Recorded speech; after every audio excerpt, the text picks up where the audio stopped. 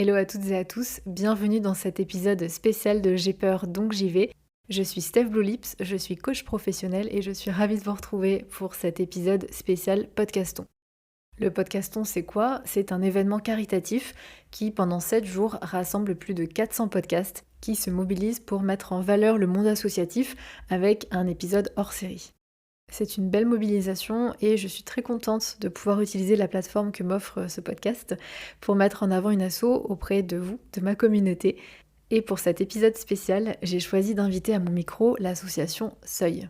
Seuil, c'est une association qui permet à des jeunes en difficulté d'aller marcher pendant plusieurs mois seuls, sans téléphone, avec bien sûr un accompagnateur, pour retrouver confiance en eux et reprendre le pouvoir sur leur vie et sur leur avenir. Dans cet épisode, bien sûr, on va parler des missions de Seuil, des jeunes que l'association accompagne. Ce sont des jeunes qui sortent de prison ou bien des jeunes filles qui sont victimes de prostitution, par exemple, et aussi des bienfaits de la marche sur ces jeunes, bien sûr, mais ça marche pour tout le monde parce que la marche, c'est thérapeutique. Marcher pendant plusieurs mois, c'est une grosse sortie de zone de confort. C'est se dépasser, ça permet d'être fier de soi, de gagner confiance en soi, mais c'est aussi ralentir, c'est aussi déconnecter pour se reconnecter à la nature, pour se reconnecter avec soi, avec son corps, avec ses émotions. C'est revenir à soi pour mieux reconnecter avec nos envies profondes et choisir sa vie. Et c'est ça que Seuil offre à ces jeunes.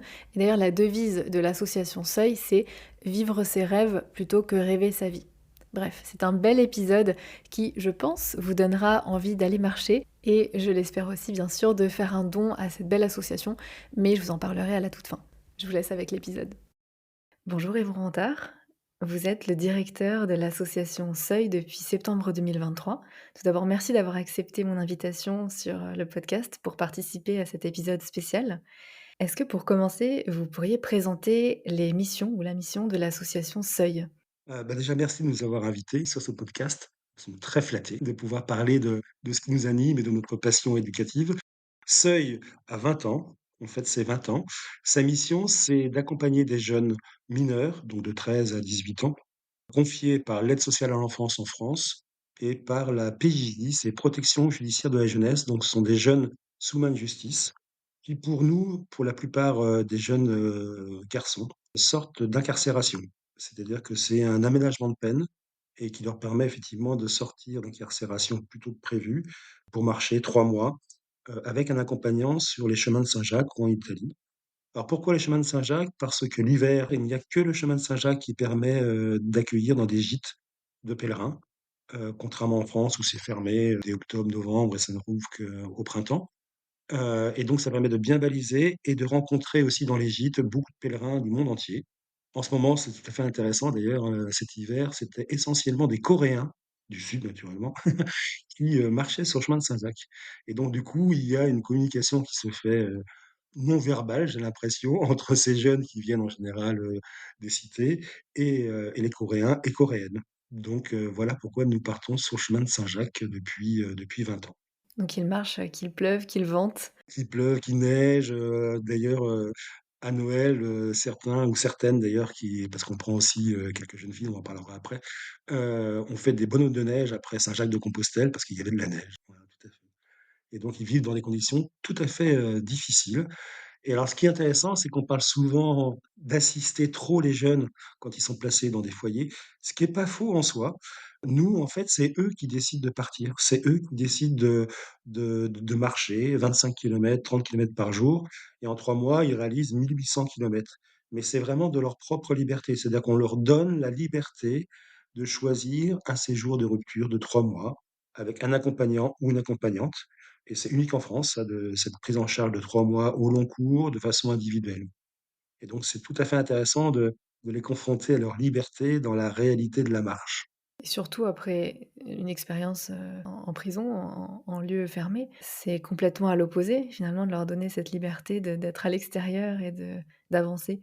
C'est complètement ah oui, c'est complètement, paradoxal, c'est très risqué, mais c'est le risque de la vie. C'est-à-dire, est-ce que tu es capable aujourd'hui de prendre ta vie en charge et de décider une rupture? Parce que la rupture, elle se fait réellement sans téléphone portable, donc ça, c'est la plus grosse rupture qui puisse exister pour un jeune adolescent, Surtout aujourd'hui, ouais. surtout aujourd'hui et c'est compliqué pour eux Et c'est compliqué parce que le jour du départ, il me donne à moi, donc parce qu'il faut que ça soit très symbolisé, voilà, qu'on donne effectivement au directeur le téléphone pour qu'il puisse se libérer et rompre avec tous les réseaux, avec toutes les pollutions, toutes les toxicités qu'ils puissent voir au fur et à mesure de leur journée, de leur nuit, et surtout de leur nuit d'ailleurs. C'est comme une fille quand elle m'a rendu son téléphone portable, elle me disait, «Bah, je vous fais confiance, je vous donne mon téléphone pour que je retrouve la liberté». Et donc ça, c'est très symbolique, mais c'est très dur pour eux. Et Voilà, j'imagine même pour parce que nous. c'est la rupture totale, quoi. Effectivement, lorsque je dis ça aux adultes, pour eux, déjà, ça leur met un peu en cause pour dire: «Bon, moi, est-ce que je serais capable de, pendant 3 mois, de ne plus avoir de téléphone portable?»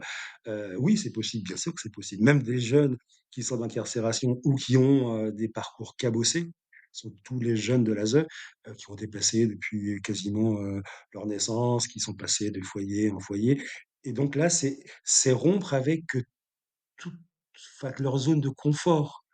Même si c'est des zones toxiques qui les dégradent, c'est quand même une zone de confort qu'ils connaissent, qu'elles connaissent, et là, c'est rompre avec tout et partir avec un inconnu ou une inconnue vers un chemin inconnu. Je trouve ça héroïque. Enfin, moi, je suis admiratif de ce que font tous ces jeunes, quoi. C'est Ils sont capables de partir à l'inconnu 3 mois. Est-ce que moi, je serais capable de partir avec un inconnu 3 mois, à l'étranger? Je crois pas, je crois pas. Donc nous, on prend le risque éducatif de ça, voilà. Donc bien sûr, on les accompagne et compagnie, mais ne serait-ce que ça, le fait de décider de partir à l'inconnu, de quitter ma zone de confort, moi, je trouve ça déjà profondément efficace et éducatif. Après, ils vont au bout ou pas, peu importe. C'est que déjà, ils ont pris la décision de quitter quelque chose et quitter quelque chose qui est essentiel pour eux, quoi. Alors, est-ce que vous pourriez nous raconter un petit peu l'histoire derrière la création de Seuil?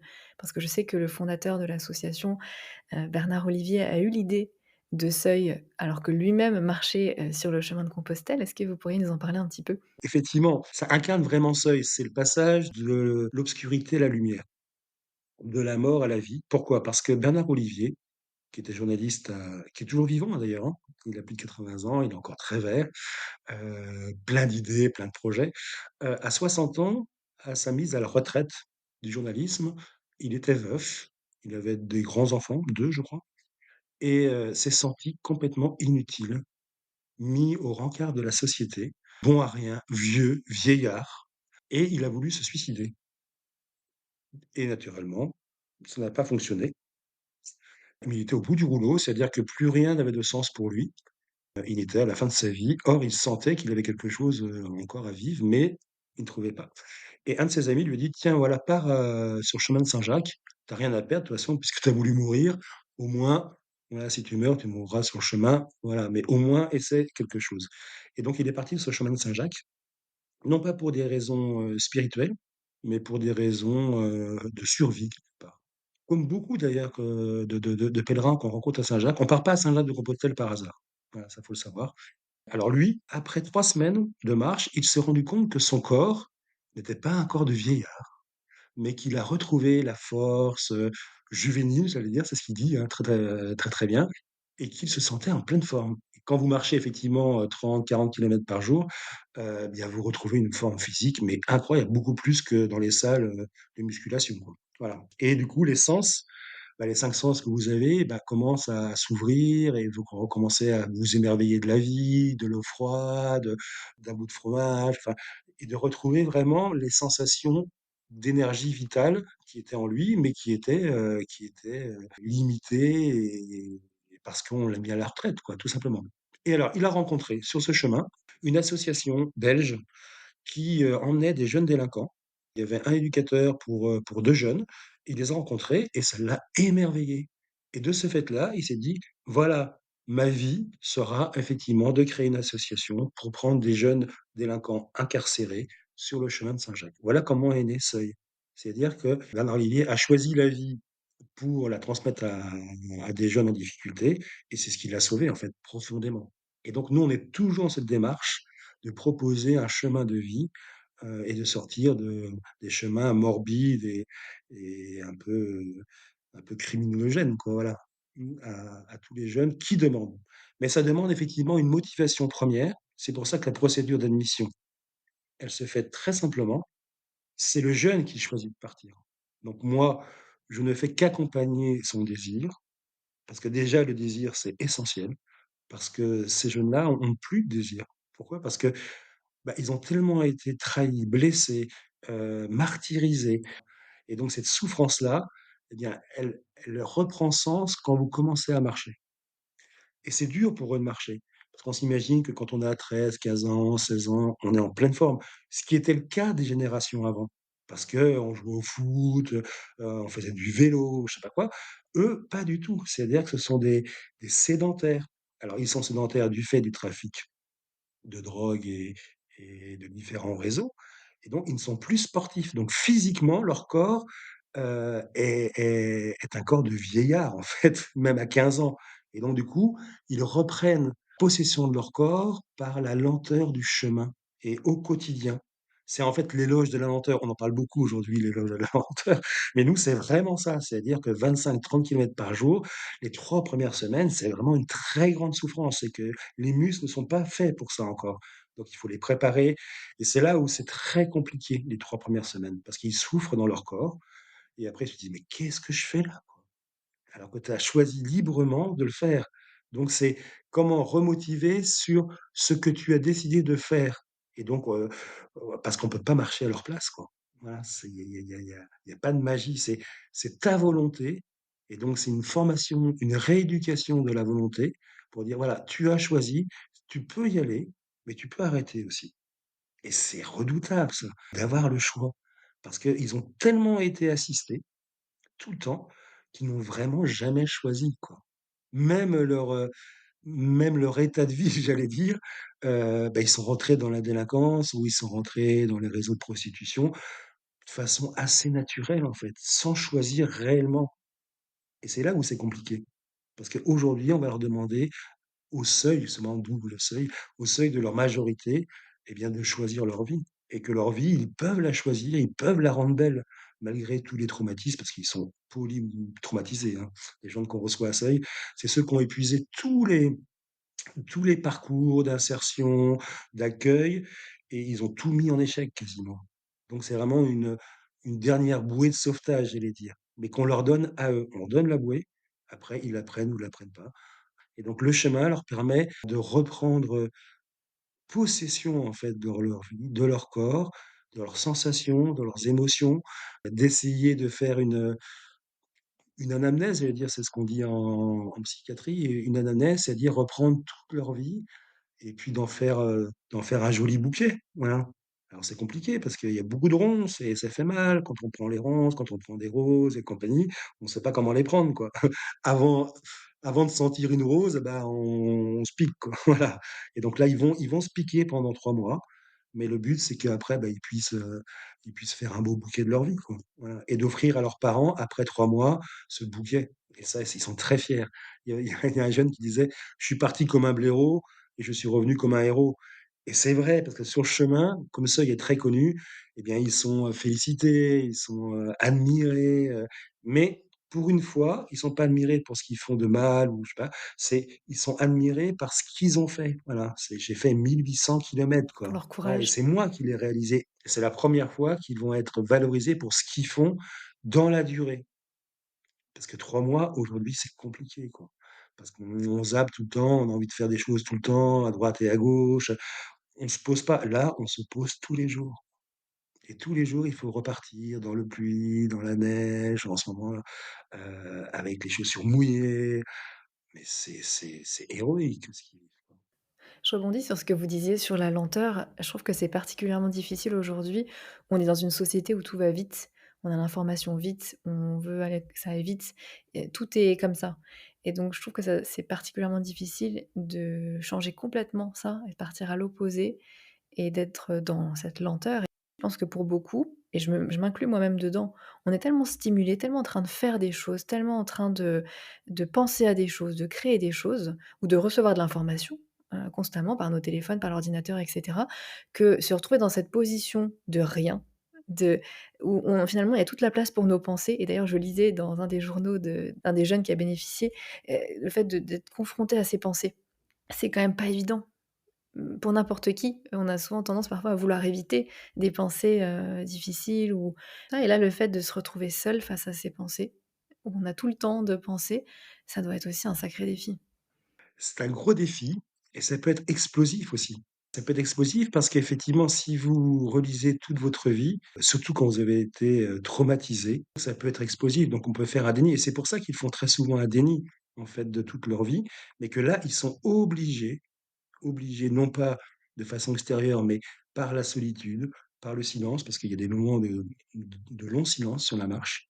Ça, ils ne sont pas habitués à ça, mais après ils le demandent. Enfin, c'est très anthropologique en fait, c'est-à-dire que on revient à l'essence même de ce qu'est une personne et qu'on a oublié effectivement par la surinformation, par les réseaux, par tout ce qu'on reçoit. C'est que, bah, l'homme, il a besoin de solitude pour rentrer en altérité, quoi. Et c'est pour ça que la marche, elle est profondément thérapeutique pour tout le monde. C'est-à-dire qu'on se retrouve soi-même pour après rentrer en relation. Mais tant qu'on ne s'est pas retrouvé soi-même, on ne peut pas rentrer en relation, réelle. On peut pas créer une amitié où on se donne, et on reçoit. C'est-à-dire que là, c'est apprendre à se recevoir tel qu'on est et déjà, c'est compliqué, d'apprendre à se recevoir. Parce que, une fois qu'on se reçoit, est-ce que je vais aimer ce que je suis devenu, quoi? Et c'est pas évident, quoi, parce qu'il y a pas beaucoup de choses très belles dans leur vie. Il y a beaucoup d'obscurité, beaucoup de blessures, beaucoup de traumatismes et un manque d'amour, essentiel, quoi. C'est je suis cette personne-là aujourd'hui, je l'accepte et je peux aujourd'hui créer mon propre chemin. Voilà. Parce que c'est moi et je veux pas attendre des autres qui vivent à ma place, quoi. Voilà. Et c'est vrai que cette rupture avec tous les réseaux permet ça et permet effectivement de s'émerveiller après de ce que je suis, de ce que j'entends, de ce que je sens, de ce que voilà, d'entendre les oiseaux, de goûter, l'eau fraîche d'une fontaine parce qu'on a marché pendant 15 kilomètres dans un cagnard pas possible, et c'est mieux que tout ce qui est, Red Bull ou je sais pas quoi. Voilà, enfin de redécouvrir l'essentiel de ce qu'est une vie d'un jeune ou jeune adolescente, au seuil de sa vie adulte, quoi. Oui, c'est une chance, c'est une très belle chance que seuil leur propose. Ça, ils en sont conscients quand même. Oui, il y a un chat. Pour les auditeurs qui ne voient pas le chat, il est très beau. Et donc voilà, c'est oui, c'est vraiment un chemin de revitalisation, quoi, ou de vitalisation. Parce que pour certains, c'est la première fois qu'ils vont sentir des sensations naturelles et pas artificielles. Donc c'est vraiment ça, le confronter à la nature même de ce qu'on est, à la nature, bah, à la nature, environnante, quoi, enfin tout ça, c'est la magie du chemin. Voilà, comme on dit, c'est vraiment magique le chemin. Mais ça passe par des souffrances. Ça, c'est vrai. Et c'est pour ça qu'aujourd'hui, comme on est confronté de plus en plus à des problèmes de santé mentale, et donc on a une pédopsychiatre qui travaille pour Seuil, et qui voit les jeunes avant qu'ils ne partent et qui peuvent aussi les accompagner tout au long du chemin, même en ayant un traitement. C'est-à-dire qu'on prend aussi sur le chemin des jeunes qui ont des traitements, psychiatriques, non pas schizophréniques, hein, mais voilà, pour stabiliser, leurs humeurs et voilà, et donc ça, pour nous, c'est très important de pouvoir les emmener sur le chemin parce que c'est profondément thérapeutique. C'est un cabinet à ciel ouvert et donc ça, c'est bien. Alors aujourd'hui, ce sont 35 marches que l'association organise chaque année, Exactement, et cette méthode, qui est assez unique, hein, en France, a oui. été, reconnue. D'ailleurs, Seuil a été agréé lieu de vie et d'accueil en 2014 et aujourd'hui, c'est une méthode qui est imitée à l'étranger, en Italie par exemple et même en Corée du Sud. Est-ce Oui, que peut-être c'est pour ça? Est-ce qu'il y a un lien? Je ne sais pas. moi non plus. Mais a priori, oui. A priori, oui. Qu'est-ce qui fait que la marche sur vous en avez un petit peu parlé, mais que la marche comme ça sur une longue période, parce que je pense que c'est bénéfique pour ces jeunes et pour tout le monde en général, qu'est-ce qui fait que la marche sur une longue période est une expérience aussi transformatrice? Qu'est-ce qui fait que ça fait qu'on gagne confiance en soi et comment ça les aide finalement à devenir plus résilients et à construire leur avenir? C'est restructurant une marche. C'est-à-dire que quand on marche, même physiquement, quand vous remarchez, vous avez une posture, physique qui vous permet de rééquilibrer beaucoup de choses en vous. Mais il faut du temps, et c'est pour ça que nous, on nous avait proposé des marches de 15 jours, 3 semaines, mais nous, on refuse ça parce que Il faut pour nous faire une rupture, il faut du temps et donc 3 mois pour nous, ça nous semble vraiment bien. Mais de prendre le temps de sentir son corps et ça, c'est très important parce qu'aujourd'hui, on sent plus son corps. Alors c'est marrant parce qu'on est dans un monde très physique, on montre beaucoup le corps, les corps parfaits de femmes et d'hommes, partout. Mais on déconnecte, le corps de son cœur, quoi. Donc c'est vraiment très étonnant que la société dans laquelle on vit. C'est-à-dire qu'on va glorifier, admirer les corps parfaits et à côté de ça, on oublie ce pourquoi le corps est fait. Voilà et donc c'est retrouver ce mouvement du corps qui est le mouvement de la vie, en fait. Voilà. Donc mais il faut du temps. C'est l'éloge de la lenteur et quand on est sur le chemin, on n'a pas envie d'aller vite, quoi. Voilà, le but, c'est pas d'arriver, le but, c'est de marcher. Donc c'est pas voilà, je fais 25 kilomètres en 3 heures. Non, non, le but, c'est que tu marches une journée entière, que tu contemples, que tu t'arrêtes. Il y en a qui se mettent à dessiner, par exemple, la carte de vœux de seuil était fait par une jeune fille qui a dessiné parce que son accompagnante était artiste. Elle a appris à dessiner sur le chemin. Donc là, il faut du temps quand même avant de commencer à apprendre. Et au bout de 3 mois, elle a fait une carte de vœux extraordinaire pour Seuil, avec un âne et quelqu'un qui marche. Et dessous, elle a mis un slogan qu'on aime beaucoup à Seuil, c'est ne pas rêver sa vie, mais vivre ses rêves. Voilà, il faut vivre ses rêves et non pas rêver sa vie. Bah, quand vous marchez, bah, vous ne pouvez pas rêver votre vie, quoi, parce que vous êtes obligé de marcher, quoi. Sinon, vous n'avez pas le gîte qui sera ouvert, et il faut préparer le repas, enfin, euh, donc on est obligé d'y aller. Et j'arrête d'être porté par les autres ou d'être porté par quelque chose d'artificiel. Mais là, je suis vraiment dans le concret de ma vie. C'est est-ce que je vais continuer et pourquoi je vais continuer la marche? C'est-à-dire ça ramène toujours à ma motivation première. Voilà, le choix que j'ai posé quand j'ai voulu partir à Seuil sur le chemin. Et donc, il n'y a pas une journée, si peut-être une journée, mais il n'y a pas 2 jours sans qu'on se repose la question. Et donc, c'est quand même très adulte, très responsable, quoi. On leur apprend à être autonome. Et donc, à l'issue de la marche, bah, ils sont autonomes. Et donc, c'est pour ça qu'ils peuvent choisir un parcours d'autonomie en appartement, en studio, avec une insertion, une formation que j'ai choisi et qu'on m'a pas imposée. Et le but, c'est que ça, ils reprennent leur vie en main et que rien ne doit être imposé. Et c'est pour ça qu'on revient toujours sur le consentement quelque part, hein. Et c'est pour ça qu'aujourd'hui, on accueille de plus en plus de jeunes filles, victimes de prostitution. Il faut savoir qu'il y a des dizaines et des dizaines de milliers de jeunes filles qu'on appelle la prostitution 2.0 avec les réseaux et compagnie et ça explose aujourd'hui et ça explose. Et c'est compliqué de leur faire comprendre, quand elles sont très jeunes, à 12, 13 ans, 14 ans, qu'elles sont victimes de ça. Parce qu'elles disent: «Mais, moi je fais ce que je veux, mon corps il est à moi, j'ai accepté, j'accepte». Non, non, tu as pas accepté en fait, foncièrement. Voilà. C'est que c'est que tu es victime de tout un réseau, tu es victime, de toute une culture, mais que ça te dégrade ça. Et donc quand tu marches, eh bien tu vas réapproprier ton corps parce qu'il y a un moment, elles ont un déni de leur corps et heureusement quelque part qu'elles ont un déni de leur corps, Oui, ça les ça les protège. protège, bien Mmh. sûr que ça les protège. Moi, j'ai une petite anecdote incroyable, c'est qu'avant de partir sur ce chemin, il y a toujours un rite à Seuil, c'est qu'on se baigne dans l'eau très froide, dans une rivière très froide, surtout en hiver. Voilà. Pour, comment dire, confirmer sa motivation à partir sur le chemin. Parce que je sais que je vais souffrir, mais je montre que je suis capable et que j'ai envie de le faire. Il y avait une jeune fille, c'était en décembre, donc c'est assez récent et il faisait très froid. Et c'était en Bretagne, donc c'était pas dans le sud, c'était en Espagne. Elle est restée 3/4 d'heure dans l'eau, elle était à 2 degrés l'eau, sans bouger, sans broncher, sans aucune émotion. Elle aurait pu rester 2 heures, alors que le responsable de marche, lui, au bout de 10 minutes, voilà, il avait tellement très froid. C'est déjà Elle pas ne mal. res Voilà, déjà, c'est pas mal. Elle ne ressentait rien. C'est-à-dire qu'il y avait une telle dissociation entre son cœur, son âme, son corps, qu'elle ne ressentait plus rien du tout. Et donc la marche lui a permis de retrouver des sensations, de dire: «Ah, ce que je le ressens vraiment dans mon corps». Le froid, le chaud, enfin, la souffrance mais c'est vraiment moi, c'est mon corps. Je suis mon corps et c'est vrai quand vous marchez, eh bien, vous vous réappropriez votre corps comme quelque chose qui vous appartient, quoi. Je suis mon corps. C'est pas j'ai un corps, c'est je suis mon corps. Donc du coup, il y a toute une rééducation par rapport à ça. C'est que voilà, je suis mon corps et personne n'a le droit, de toucher mon corps parce que c'est moi que tu touches. C'est pas quelque chose que j'ai, quoi. C'est pas un avoir, un corps.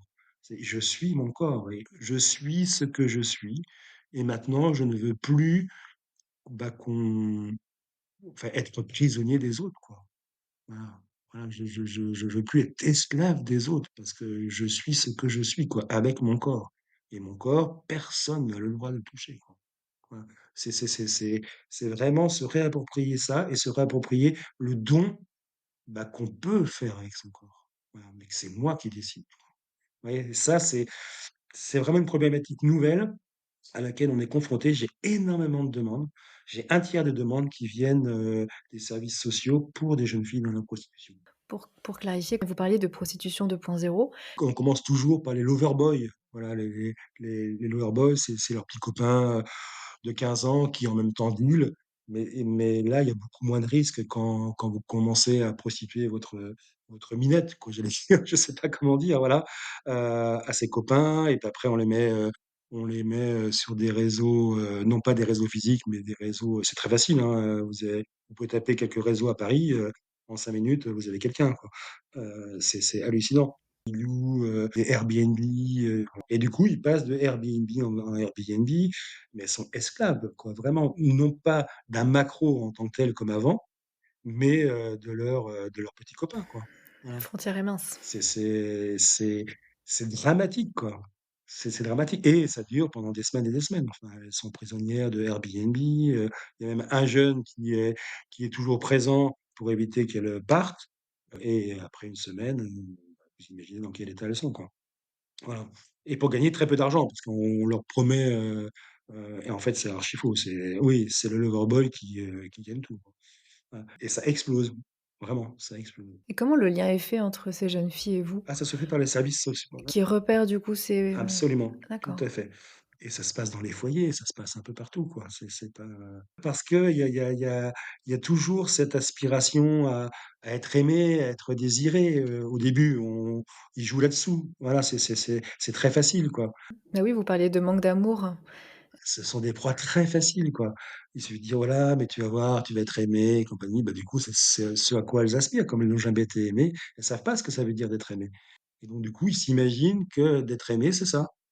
Donc c'est normal. Voilà, je suis une fille, donc c'est normal que ça se passe comme ça, qu'on soit violent avec moi parce que c'est ce que je vois, quoi et c'est ce que les garçons voient Ou peut-être ce que j'ai vécu aussi, et c'est ce que j'ai vécu en famille et c'est ce que j'ai vécu avec ma maman et ce que j'ai vécu avec mon beau-père, et donc la marche, bon, c'est une goutte d'eau, hein, c'est une petite goutte d'eau, mais je vois que c'est très, très efficace, quoi, par elle-même, voilà.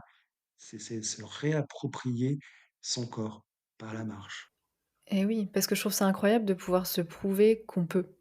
Oui, De persévérer parce que c'est dur, vous l'avez dit, il y a de la souffrance, bien sûr. physique, parfois mentale et cetera. Donc se prouver qu'on peut se dépasser, Oui, ça donne, enfin en anglais, c'est empowerment, ça absolument, donne ce sentiment d'empouvoirment en fait et de exactement, confiance en soi, de «Je suis capable de faire des choses, je peux avancer, je peux relever des défis» et je trouve ça super fort quand, jusque-là vous disiez: «On a un peu été baladés, on n'a pas trop fait de choix» et bien sûr, cetera et là en fait, je peux. Je trouve ça super fort à cet exactement, âge-là de construire, commencer à construire cette confiance et cette résilience qui est hyper importante pour la tout à vie. fait. C'est une chance incroyable, c'est un luxe, en fait. C'est un luxe de pouvoir dire: «Bah, c'est moi qui prends ma vie en charge et je suis capable», voilà et je peux m'admirer et me féliciter moi-même parce que c'est moi qui réalise ça. C'est moi qui ai réalisé 1 800 kilomètres à 16 ans, 17 ans. Et ça, c'est fort et je trouve que ça vient aussi, vous parliez de manque d'amour et aussi du fait qu'on va chercher ça, parfois à l'extérieur, du coup, par des n'importe quelle reconnaissance, on va le prendre et du coup, se mettre dans des situations parfois compliquées, et le fait d'être capable de s'apporter ça, d'être fier de soi, de prendre soin de soi, c'est aussi une manière de se prémunir, je pense, d'abus parce qu'on se laisse plus. C'est ce que vous disiez avec ces jeunes filles. En fait, on se réapproprie, soi-même. Mmh. Tout à fait. Je dis non aux autres et je dis oui à moi. On leur apprend, par exemple, à célébrer les victoires au quotidien. Voilà. Force-toi, au début, il faut c'est quand même fou quand on y pense. Il faut se forcer au début à célébrer les victoires, alors que c'est naturel normalement. C'est ce que je dis tout le temps sur ce podcast, donc ça va beaucoup parler, je pense, aux personnes qui écoutent parce que je leur dis toujours: «Célébrez vos victoires, même les petites». C'est comme ça que l'estime de soi se construit, sinon, on ne voit que Exactement! le négatif, on voit que nos défauts et les victoires, on pouf, elles passent, Exactement, alors qu'il y a une perle au moins par jour, quoi, qu'on peut mettre sur son collier et ça, c'est leur apprendre à célébrer les victoires. «Ah, tu as fait 25 kilomètres, ça a été dur, tu as une côte comme ça, eh bien félicite-toi, quoi, félicite-toi et fais-toi un petit cadeau, je sais pas quoi, une fleur ou je sais pas», enfin bon, mais voilà, félicite-toi. Eh ben, c'est compliqué, c'est compli même pour nous, en tant qu'adultes, on a du mal à se féliciter parce qu'on c'est un peu narcissique. Oui, mais justement, ils ont besoin, de développement narcissique, quoi. Et pour ça, ça passe effectivement par des petites célébrations, ne serait-ce que ça déjà, son estime de soi, mais on a oublié ça, voilà. Parce qu'on est sur les réseaux, on est dans l'instantanéité.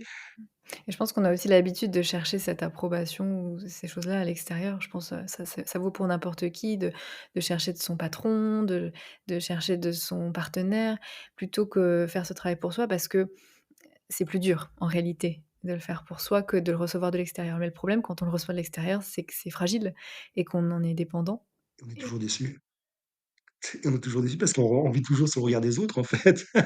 Donc si le regard des autres a changé, bah, toc, moi, ça me détruit encore plus, quoi. Donc mais c'est vrai, c'est très, oui, c'est un chemin de sagesse, j'allais dire. C'est un chemin, d'acquisition d'un art de vie, d'une philosophie de vie, de dire: «Voilà, j'arrête de vivre pour les autres, mais je vis pour moi». Ça paraît facile comme ça. Mais c'est tellement rare, quoi. Même dans le monde adulte, c'est tellement rare de vivre pour soi et pas sous le regard des autres. Ce que vous dites très bien, par rapport à son patron, par rapport à ses équipes de travail, par rapport à plein de choses. On cherche une satisfaction extérieure, mmh, quoi. oui, une validation. Oui et sachant que ça peut jamais venir de l'intérieur, enfin de l'extérieur. Jamais, jamais, parce que l'extérieur, c'est limité. Bah, le regard des autres ou ce que va apporter l'autre, ça sera toujours limité, donc ça sera toujours insatisfaisant.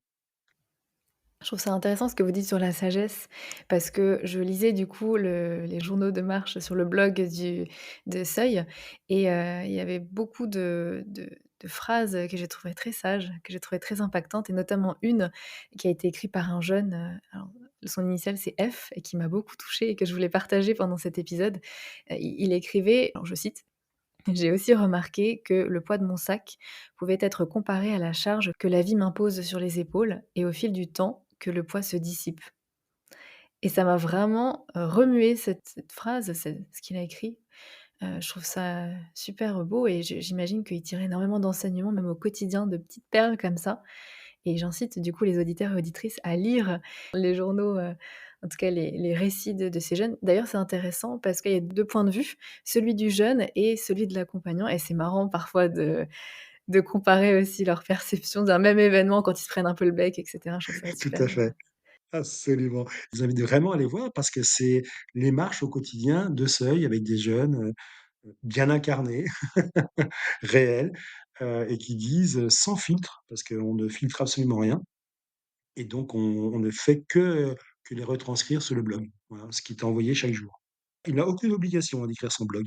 Est-ce que ces jeunes se fixent des objectifs, ou est-ce que vous leur fixez des objectifs pour la marche? C'est eux qui se fixent des objectifs. On leur dit: «Voilà, qu'est-ce que tu cherches à travers une rupture?» Déjà, comprendre ce que veut dire une rupture. Pourquoi tu veux rompre? Avec quoi tu veux rompre? Le mot rupture, pour eux, il faut qu'ils le comprennent vraiment. Pour dire: «Voilà, je vais rompre, mais rompre de quoi et pourquoi tu veux rompre?» Donc c'est lui qui explique. Qu'est-ce que tu vas chercher?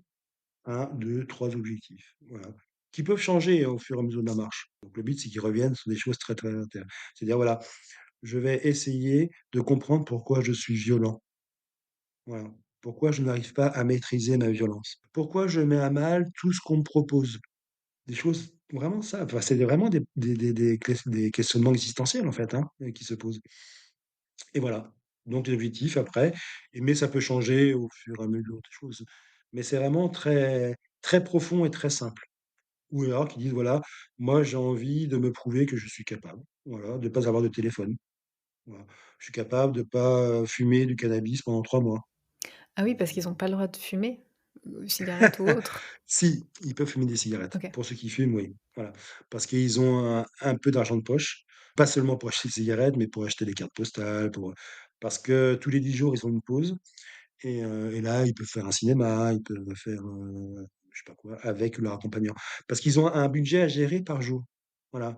Pour le gîte et le couvert, à 2, et donc ils négocient, entre eux pour savoir ce qu'ils vont acheter comme repas, na na. C'est 55 € par jour, donc c'est pas énorme, pour le gîte et le couvert, toute la journée. Donc s'ils font des petites économies, ils peuvent effectivement aller au cinéma, mais s'ils n'ont pas fait d'économies, bah, voilà, c'est leur apprendre à gérer un peu l'argent. Ah oui, ça, Voilà. c'est un vrai point aussi. Ouais. Exactement, tout à fait. Donc ça, c'est un point effectivement très important en vue d'être plus ou moins autonome, quoi. Voilà. Donc ils gèrent tout à 2 et à 2 en plus, donc ils sont obligés de négocier, de traiter, voilà, de parler, d'argumenter, donc c'est pas non, oui, non, c'est apprends à mettre des mots et ça, ils ont beaucoup de mal parce qu'ils sont déscolarisés depuis très longtemps. Donc du coup, sur le plan culturel, ils n'ont pas les mots et de ce fait-là, ils réagissent par la violence, par la frustration. Donc le chemin aussi permet d'apprendre à parler, argumenter, à décrire ses émotions. Et ça, c'est vraiment la lenteur de la marche qui permet ça. Le soir au gîte aussi, parce que quand on marche 30 kilomètres, ça fait combien? 6 heures, 6-7 heures seulement, enfin. Donc ils ont un temps, libre énorme, en fait, le soir au gîte. Et donc c'est là où il se passe aussi des relations éducatives très, très importantes et voilà, où ils se confient un peu plus, quoi. Parce qu'on est seul, quoi. On est seul face à l'accompagnant, il faut bien quand même commencer à parler si on veut acheter, des choses, si j'ai mal aux pieds, si j'ai besoin de massage, si j'ai besoin d'aller chez le pharmacien, voilà. Donc ça ça libère aussi la parole. Voilà, ça c'est vrai. Ils peuvent pas se cacher parce qu'il n'y a pas de portable. Parce que quand on a le portable tout le temps, bah, on se cache en fait, on n'est pas obligé de parler. Là, si tu as pas de portable, tu t'ennuies quoi, hein, et donc tu es obligé de parler. Et l'ennui aussi fait partie, du projet pédagogique, quoi. Faire l'expérience de l'ennui, voilà. Et comment tu vas nourrir ton ennui sans téléphone portable, sans les séries, sans Netflix, sans je sais pas quoi. C'est comment tu vas nourrir ces moments où tu vas t'ennuyer. Et ça, c'est très, très intéressant parce qu'au début, ils sont perdus, voilà, complètement perdus, quoi. Je veux pas m'ennuyer, quoi. Je veux pas être seul, c'est impossible. Donc ils vont chercher, des connexions, avec ceux qui sont dans les gîtes, mais du coup, ça les oblige à sortir d'eux-mêmes, quoi, surtout avec des étrangers, parce qu'ils parlent pas la langue et compagnie. Donc c'est rentrer en soi-même pour après rencontrer l'autre. Voilà, Sacrée sortie de zone de confort. Je pense que beaucoup d'adultes, auraient beaucoup de mal à faire ce que ces jeunes font et je trouve ça vraiment admirable c'est certain. Bah, c'est un luxe aujourd'hui, ce et serait un luxe, hein, pour tous les adultes de partir 3 mois sur le chemin, c'est un luxe incroyable, quoi. comment est-ce que les auditeurs et les auditrices peuvent soutenir l'association Seuil? Alors, on peut être bénévole de l'association, on a des correspondants régionaux, dans toutes les régions de France et donc on peut effectivement les contacter, c'est sur le site aussi internet et après financièrement, comme toute association, comme ça coûte très cher une marche, pourquoi? Parce que c'est un jeune, un accompagnant qui est payé quand même, donc ça coûte très, très cher. On peut faire des dons, en ligne aussi, c'est sur le site et ils sont toujours bienvenus naturellement. Ouais et c'est aussi possible de devenir accompagnant, du coup? Ah bien sûr! Alors, pour être accompagnant, il ne faut pas être éducateur, pas nécessairement, on a très, très peu d'éducateurs. On a vraiment tous les profils. Il faut aimer randonner déjà, que physiquement, on aime ça, parce que c'est quand même très dur et après, voilà, qu'on soit capable de prendre 3 mois dans sa vie professionnelle ou familiale ou personnelle, pour partir pendant 3 mois, marcher, et tout est écrit et le salaire aussi sur le site internet. C'est tout à fait normal que ce soit rémunéré et donc il suffit d'envoyer son CV, sa lettre de motivation et si ça vous tente, il faut le faire. Enfin, il y a un moment pour tout. C'est marrant parce qu'il y a des candidats qui avaient postulé il y a 2 ans et qui finalement se sentaient pas prêts, qui sont revenus 2 ans après, pour dire: «Voilà, je suis prêt à partir 3 mois, marcher avec un jeune». Voilà. Sans chercher quoi que ce soit, si ce n'est de l'accompagner pas à pas. Je mettrai tous les liens, dans la description de l'épisode pour que les auditeurs et les auditrices puissent, retrouver, facilement l'association et cetera. Merci pour, d'avoir accepté cette invitation. Merci pour tous ces partages, c'était super intéressant. Je vous remercie. À bientôt. Au revoir. Voilà, cet épisode un peu spécial touche à sa fin. J'espère que vous l'avez apprécié. N'hésitez pas à visiter le site du Podcaston pour découvrir d'autres associations qui ont été mises en valeur sur d'autres très bons podcasts.